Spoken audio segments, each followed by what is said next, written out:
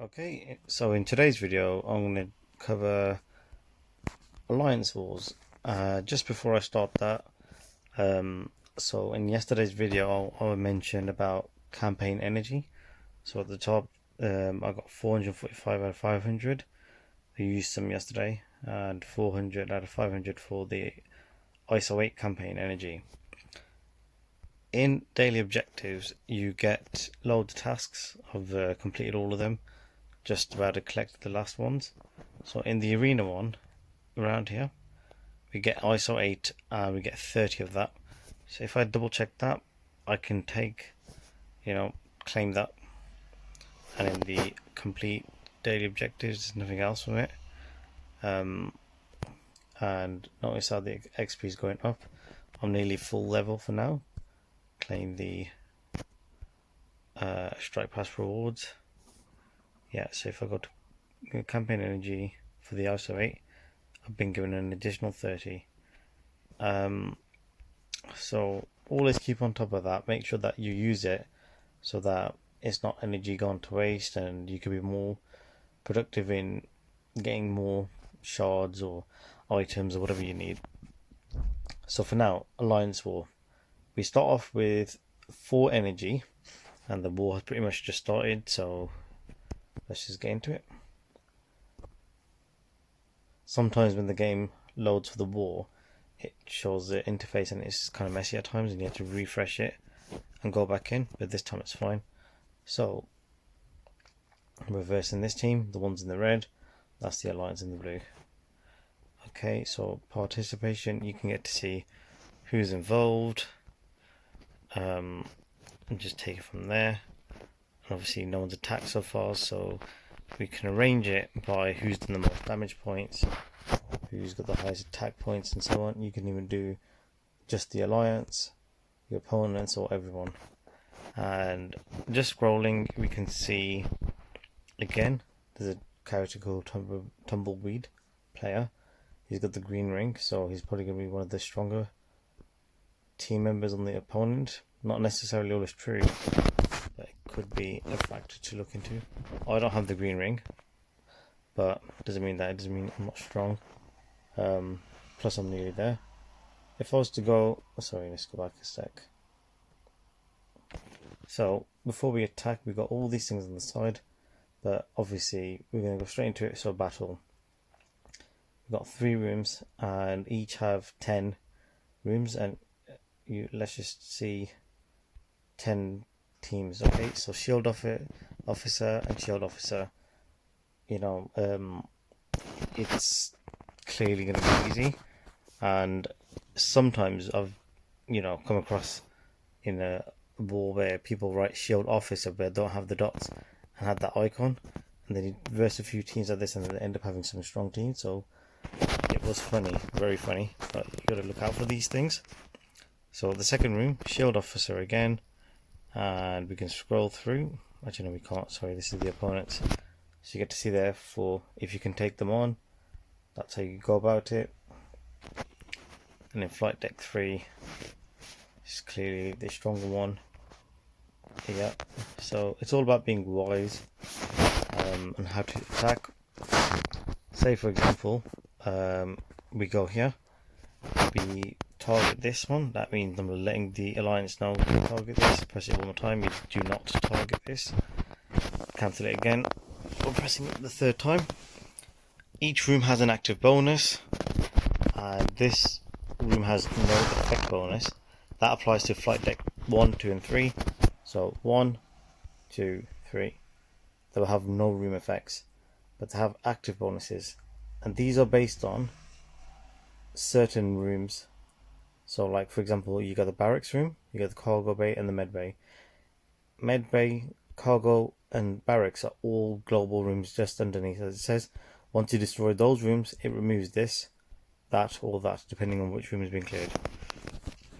So for now, we can probably a bit too early in the war to attack, but sometimes I let my captains know by messaging them, by mentioning it in the group chat, and in the group chat on the left you could just let everyone know, like what your thought process is, and you can also see their upgrades, so you can see how it's going.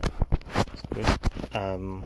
So yeah, it's a bit too early in this one. Unfortunately, not a strong opponent. And I say unfortunately because it's less of a challenge. And to see the boost, that basically means my team. I'm not going to go into it too much because it is my alliance. But I am in flight deck 1, and I'll go over that. Actually, I can go over my one. So this is the defense. So no one's attacked us yet. Again, it's only been several minutes. My room 1 is the Asgardians room here at 657 power, and my main team is 1,000,000 power. One of my main teams. I've got loads of main teams actually. And this room does have these bonuses, hence it gives this overall power. So it's a teamwork one based on that. At the top right you can see a defense boost, which is this one here. Out of 600 I got 580. I can help defend a team where it says boost underneath any of the players, and I can do that for anyone here in my alliance. Anyone. At any time, any room. I can scroll through each of them. I'm not going to do it for the video. Okay. And on this one, the top left, on the top right hand side, sorry, the left one, you got purchase war energy. You can attack more, so out of 10 you can have quite a few more attacks. What you do is, if the number's higher, that basically means I can clear it. Let's say if I went for 1, 2, 3, 4, I added another one here. I just press that, press the 150 at the bottom, that one there, but that's the maximum I've got. There is a limit per ball, which is fair, because otherwise it'd be just too much destruction by players, but it depends on your overall team. And you can see it will come back, another one war energy will come in the next 2 hours 13 minutes. So yeah, that's the basics on Moors.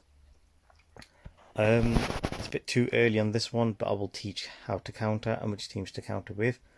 And as you progress, so say for example in flight deck 1 you get rid of this team, not this one, but just this one. What happens is this room here will open. If you did the same for that one, same thing, but one player has to be eliminated. Pardon, sorry. Okay, so same happens for this one, flight deck 1 or 2. For flight deck 2, if you destroy the left side or the right side, one player, the next one below it goes open, and so on and so forth. And when it goes to the side, it depends on how it works. If this room's already open, this one's half destroyed, this one would open because it's adjacent to it. And each room, we don't know the opponent, but we can figure it out as we go along, because you'll see active bonuses. Like this one seems the same as flight deck 2. Let's have a look. Okay, this one has a shield up, and that one says adjacent, apply defense to up to allies. So I know for a fact in this room, that room here has a special defense up because adjacent is up and it's pointing up, and this room underneath it also has the same effect. If it's not this one, definitely that one does. So in a sense, this could be a good way to go down, because you've got an easy team here, and that's kind of a straightforward team as well to beat. Knowing your count is very useful, so you don't put your attack teams in defense. So yeah, that's how we go about for war for now. I will go into detail some other time, and cover how to attack with which teams. And yeah, for today's video I'll keep it nice and short, but it's crucial to do so. Actually, there is another point to add. On the roster, click on the side. There's loads of ways to go through filtering out your teams, so you can see who's a brawler, who's a brotherhood, City, Controller, Cosmic, and so on. And it's all in alphabetical order, except for the first few. Available means who I have got, so the ones that normally are at the bottom, they don't get seen. If I put it back to all, or in this case locked, these are characters I still have yet to obtain. Okay, if I went back to all, it goes back to everyone as before. Favorites are the ones I've put the hearts on for, so it's just those guys, and they've got the heart here.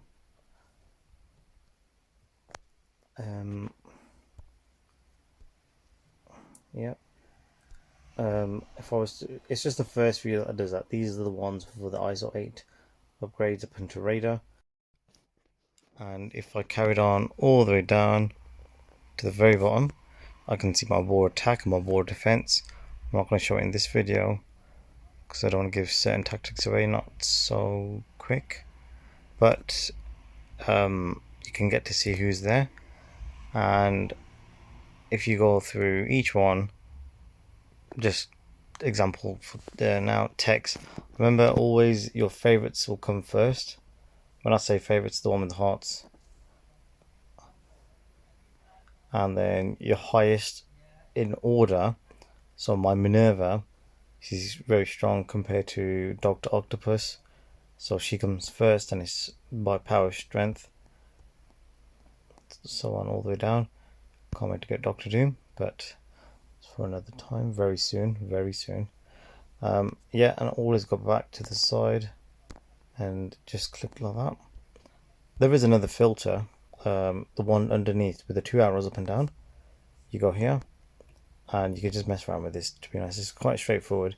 If you're gonna go by who's got the most star rank progress, you can actually see which characters. Again, the favorites come first, but as soon as the favorites stop, which I think is around here, Graviton, he's ready to rank up. With all the orange ones, they're all ready, but it's a lot of resources in terms of money to spend on them for characters I'm not going to really use, so I don't really push that forward for now. And then it goes all the way through. Yep. And if you want to get back to the default, you just select the same one, default, click that, back to normal.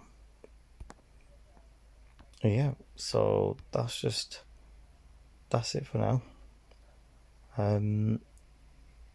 Yeah, just keep on top of it. Yeah, we can see the enemy's already attacked us 10 points.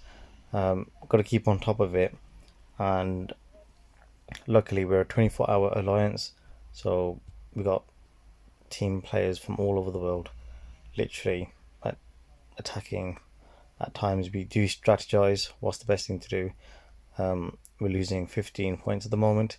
If you clear one team, it's 5 points, and you get blitz credits. So if we went to supply stores, and then the war one, this number will go up during the war, so that's a good thing.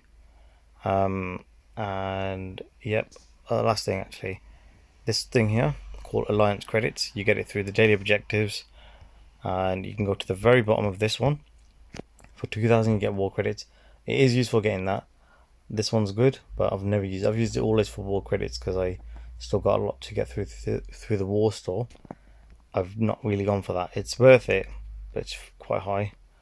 But definitely war credits is my suggested one in this one, and it allows me to get more war credits and purchase bigger items. So yeah, that's it for today. Over and out.